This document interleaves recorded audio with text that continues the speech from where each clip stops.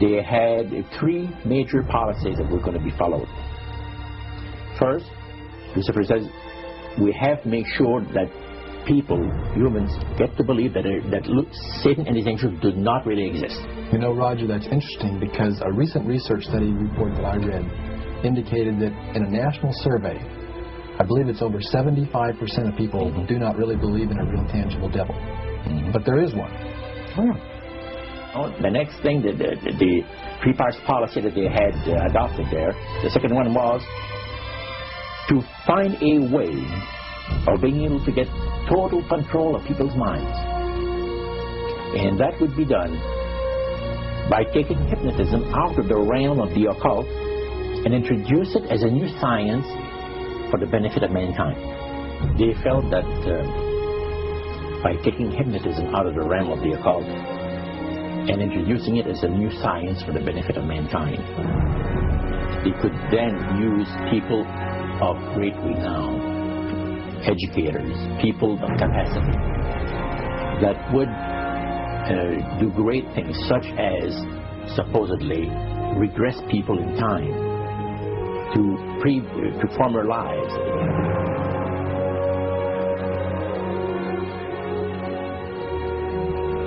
And of course, after the session is over, the person would not know a thing about ancient history.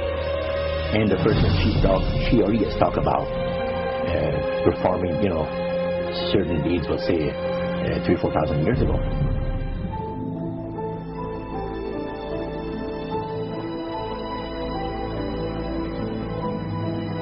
But this was their strategy. Now, what this would do for the thing is this, that it would create in the minds of the general public, solidly set in the mind of the general public, an unwavering trust in that great deception.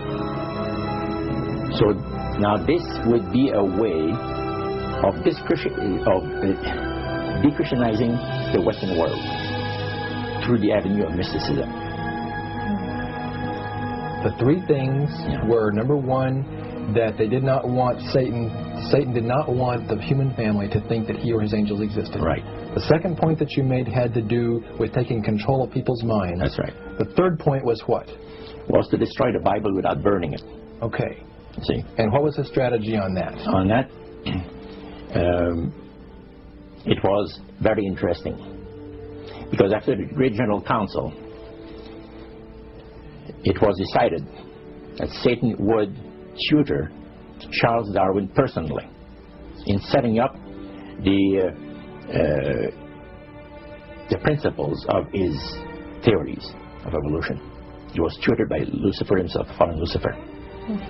And at that time, it was understood, Satan and his spirit counselors understood, that if a person was led to believe in the theory of evolution, it would, in his life, destroy completely the creation week of the Bible, the fall of man, and plan of redemption. It would do away with it. Anyone that teaches a theory of evolution is considered to be a minister of a great religious system. And he said that every teacher of that theory is recognized by the spirits as a person of great value and receives a very special unction from Satan himself, giving great power to induce spiritual blindness, to convince and convert. Three capacities.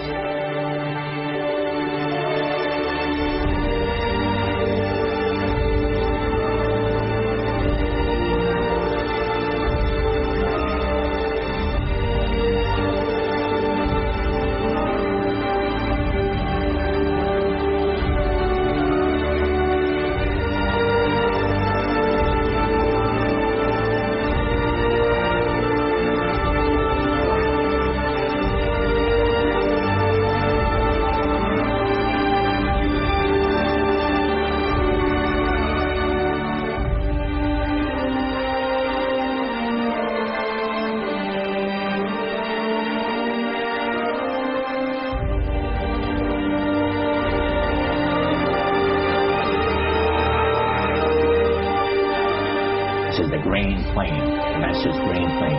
for harvesting the nations, for harvesting the multitudes of the earth into his cause, just before the close of the great controversy between the forces of good and evil. It's going to be done in a unique manner.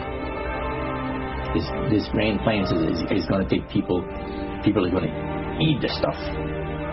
Because it says spirits, demon spirits, will declare themselves to be inhabitants of far distant planets in the galaxies that are coming to warn the inhabitants of planet Earth of the impending destruction of the planet unless something seriously proper is done to avoid it.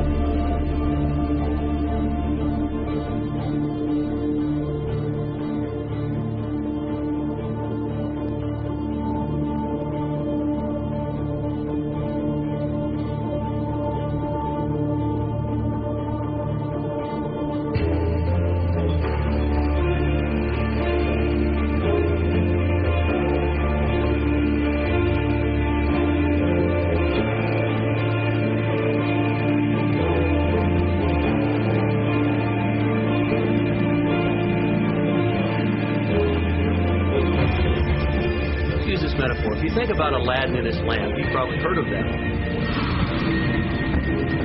The genie always says one thing. Your wish is my command. You know, the universe is this great genie, and your conscious mind is Aladdin. It formulates the intention of what you choose for your life.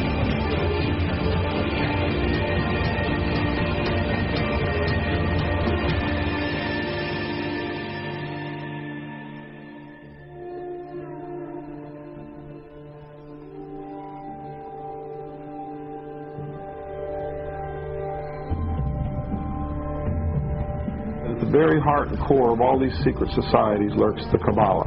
It is a method of encoding information through a system of mathematics and numbers.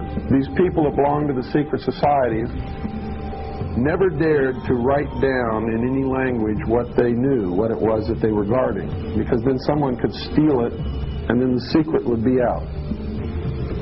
So they took this knowledge and they made it occult through a system of encoding, encryption, one of which is mathematics, numbers. Another is architecture. Anybody wonder why do they have a fraternal organization called the Freemasons? Aren't those the guys that build walls? You bet they do.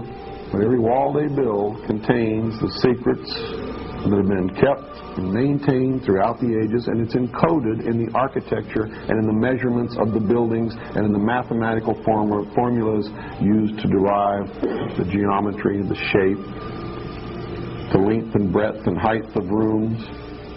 All encoded there.